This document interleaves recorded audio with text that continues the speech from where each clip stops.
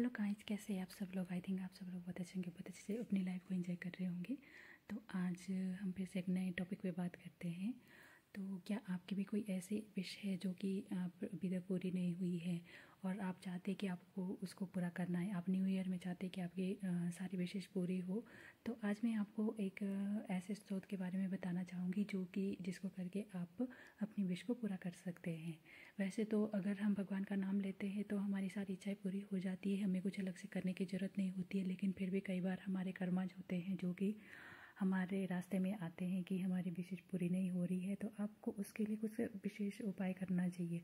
तो फिर उसके लिए आपको क्या करना है, जैसे कि आपको पता ही है, हमारे भोलेनाथ जो है, हमारे भोले बाबा जो है, वो सबसे ज़्यादा अपने भक्तों से बहुत ज़्यादा जल्दी प्रसन्न हो जाते हैं और उनसे आप जो मर्जी मांगो लेकिन वो बहुत ज़्यादा खुश होते हैं। लेकिन वहीं पे आपको इस बात का ध्यान रखना है, अगर आपने उनके दिए गए वरदान का या उनके दिए गए आशीर्वाद का, उनके दिए गए ब्लेसिंग्स का आपने गलत उपयोग कर लिया तो फिर वो उतने जल्दी क्रोधित भी हो जाते हैं। तो अगर आपकी कोई अच्छी विश है तो आप उसको पूरा करने के लिए भगवान भोलेनाथ की पूजा कर सकते हैं। आपको पता होगा कि जैसे मतलब भगवान भोलेनाथ के कितने सारे भक्त थे, कितने सारे उनके जो ऐसे भक्त थे जो कि जिन्होंने बहुत ज़्यादा, जो भगवान भोलेनाथ के जो बहुत ज़्यादा भक्त थे, वो उनमें से एक रावण का नाम भी आता है। रावण कितना ज़्यादा मतलब उनका प्रिय भक्त था। मतलब वो भोलेनाथ को इतना ज़्यादा मानता था कि उसने अपना शीश तक काट दिया था। ऐसा कोई भी भक्त नहीं कर सकता है। ऐसा कोई भक्त ना किसी ने पहले किया और ना कोई बाद में कर पाया कोई भी। एक अकेला रावण ऐसा था जिसने अपने सिर को काटकर भगवान भोलेनाथ को चढ़ा दिया था। तो वो भगवान भोलेनाथ का सबसे ज़्यादा प्रिय था और इसीलिए भगवान भोलेनाथ ने रावण को सोने की लंका दी थी। लेकिन जब रावण ने उसका गलत यूज किया तो वही सोने की लंका राख बन गई। तो ये सारी चीज़ें भी मायने रखती हैं। और फिर दूसरे जो भोलेनाथ के जो प्रिय भक्त थे वो दान मांगा है, और लेकिन उन भोलेनाथ की भक्ति तो भगवान श्री राम ने भी की थी। जब भगवान श्री राम जो भोलेनाथ की जब भक्ति कर रहे थे और उसमें जो है वो उन्होंने 108 कमल पुष्प चढ़ाने की जो उन्होंने उसमें प्रक्रिया रखी थी कि उनको 108 पुष्पों से भगवान भोलेनाथ की पूजा करनी है। तो भगवान भोलेनाथ ने उनकी परीक्षा लेने के लिए एक फूल उसमें से गायब कर दिया था। तो जब एक फूल कम पड़ा तो भगवान श्री राम ने अपना एक नयन निकाल के उनके शिवलिंग पर अर्पण किया था। ऐसा या तो भगवान कर सकते थे या फिर रावण ने ऐसा किया था। तो तब फिर वो भगवान भोलेनाथ ने उनसे खुश होकर उनकी जो आंखें वो भी वापस लौटाई थी और फिर उनका जो है उनको विजय होने का आशीर्वाद भी दिया था। तो उसके बाद जो दूसरे हमारे जो आते हैं, जो भी मतलब उनके भक्त जो है, वो सारे राक्षसों ने उनसे वरदान पाया। और बहुत सारे ऐसे लोग थे जो भी भगवान भोलेनाथ को प्रसन्न करते हैं, क्योंकि भगवान भोलेनाथ जो बहुत ज़्यादा भोले हैं वो और बहुत जल्दी प्रसन्न हो जाते हैं। लेकिन फिर उतने ही ज़्यादा क्रोधी भी हैं। अगर कोई भूल चूक हो जाए तो वो जल्दी गुस्सा भी हो जाते हैं। लेकिन अगर आप उनसे क्षमा मांगते हो, कोई भी भूल आपसे हो गई है उसके लिए क्षमा याचना करते हैं, तो फिर वो खुश भी हो जाते हैं, अपने भक्तों को जल्दी माफ़ कर देते हैं। क्योंकि भगवान भोलेनाथ बहुत ज़्यादा मतलब अपने भक्तों से बहुत सारा प्यार करते हैं और अपने भक्तों के लिए वो हमेशा ब्लेसिंग्स उनकी हमेशा रहती है।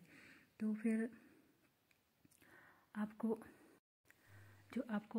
स्रोत बताया गया है वो ये है कि या तो आप रावण संहिता में जो रावण ने जो भोलेनाथ के लिए जो स्तोत्र पढ़ा था वो आप पढ़ सकते हैं, या फिर भानासुर जो था, भानासुर भी भगवान भोलेनाथ का सबसे ज़्यादा प्रिय भक्त था। और वो भानासुर तो भगवान का मतलब पुत्र के जैसे था वो उनका, और बहुत ज़्यादा प्रिय था। लेकिन जब वो श्री कृष्ण के साथ उसने युद्ध किया और श्री कृष्ण को उसने समझा नहीं, उसने नहीं माना कि वो भगवान है, तो फिर जब उनके साथ उसकी लड़ाई हुई तब वहाँ पे भोलेनाथ ने ही उसको बचाया था। जब श्री कृष्ण को उसने मजबूर कर दिया था सुदर्शन चक्र उठाने पे, तब भगवान भोलेनाथ ने सामने आकर भगवान श्री कृष्ण के साथ वो खड़े हो गए थे। तो फिर उन्होंने कहा कि प्रभु आप इसके लिए क्यों खड़े हो रही है, तो राक्षस है, ये तो किसी को भी मतलब जब उनकी श्री कृष्ण का जो पोते थे अनिरुद्ध, उनकी जो शादी थी वो भानासुर की पुत्री के साथ होने वाली थी। लेकिन भानासुर ने मना कर दिया था कि वो ऐसा नहीं करेंगे।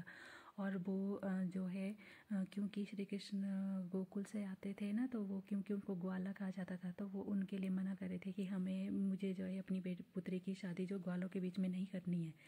तो फिर बाणासुर की मति मारी गई थी, क्योंकि उसको पता नहीं था कि वो भगवान श्री कृष्ण का समधी बनने जा रहा था। लेकिन उसने इस बात को अनदेखा कर दिया। सबने उसको बहुत समझाया लेकिन वो नहीं माना। फिर जब उन्होंने मतलब अनिरुद्ध ने जब उनकी पुत्री का अपहरण कर लिया था, तो फिर उसके बाद वो युद्ध के लिए आया। और जब वो युद्ध के लिए आया तो श्री कृष्ण ने पहले उसको बहुत समझाने की कोशिश की, लेकिन वो नहीं माना। तो जब वो नहीं माना तब भगवान श्री कृष्ण ने उसके साथ युद्ध करना स्टार्ट कर दिया। और फिर उन्होंने जैसे ही उन्होंने उसके लिए सुदर्शन चक्र उठाया तो फिर भगवान भोलेनाथ सामने आ गए। तब उन्होंने फिर श्री कृष्ण ने कहा कि प्रभु आप इसके लिए क्यों लड़ रहे हैं, ये तो मतलब हर चीज़ का सारे नियमों का उल्लंघन कर रहा है। तो फिर भगवान भोलेनाथ ने उसको समझाया कि तुम मेरे पुत्र हो, पर अगर तुम भगवान श्री कृष्ण के साथ तुम युद्ध करना चाहते हो तो मैं फिर तुम्हें अभी तुम्हें अपना पुत्र इससे त्याग दूंगा, कि तुम मेरे पुत्र नहीं रहोगे फिर उसके बाद। तो जब भगवान भोलेनाथ ने ये सब कहा तब जाके उसको अक्ल आई, तब जाके उसने भगवान श्री कृष्ण से क्षमा मांगी। और फिर जाके जो है उसके बाद अनिरुद्ध और उनकी भाणासुर की बेटी का जो है वो शादी हुई, उनका विवाह हुआ और फिर उनका जो है रिलेशन आगे बढ़ा। तो उन्होंने जो भगवान भोलेनाथ के लिए जो स्तोत्र लिखा था, आप यूट्यूब पे सर्च कर सकते हैं। आप उस स्तोत्र को भाणासुर द्वारा रचित भगवान शिव का स्त्रोत इस तरह से आप सर्च करेंगे तो आपको वो मिल जाएगा और फिर आप उसको पढ़ सकते हैं। आप 1 महीने तक उसको लगातार पढ़िए और अच्छे से उसका जो भी उसमें नियम बताया गया है उस हिसाब से करिए, तो फिर आपकी विश ज़रूर से पूरी होगी। और भोलेनाथ तो वैसे भी आप भोलेनाथ को तो आप एक साधारण सा पानी भी चढ़ा देंगे तो वो खुश हो जाते हैं। और आप मतलब आपको कुछ मांगने की ज़रूरत नहीं होती है। अगर आप अपना नियमित कर्म करते रहते हैं और सही रास्ते पर चलते हैं तो फिर आपको मांगने की ज़रूरत इतनी पड़ती नहीं है, क्योंकि भगवान को पता होता है कि मेरे वक्त के लिए क्या ज़रूरी है और उसको क्या चाहिए। तो फिर वो जब जो हमारी ज़रूरत होती है, जो हमारे लिए सही होता है ना, भगवान हमें वो देते हैं। भगवान हमें वो नहीं देते हैं जो हमें चाहिए, भगवान हमें वो देते हैं जो हमारे लिए ज़रूरी है। इसलिए जो भगवान आपको देते हैं उस पर संतुष्ट रहिए और उसी की केयर करिए जो आपके पास है, उसके लिए भगवान को थैंक यू कहिए। और फिर अगर आप उससे भी कुछ बड़ा पाना चाहते हैं तो फिर आप इस तरह से कर सकते हैं। लेकिन आपको ये ध्यान रखना कि आपकी जो विश है वो जेन्युइन होनी चाहिए, आपकी जो विश है वो सही होनी चाहिए। और आपको कोई भी किसी का बुरा करने के लिए तो कभी भी आप भगवान को कोई भी चीज़ पसंद करने के लिए कुछ भी ऐसा मत करिए।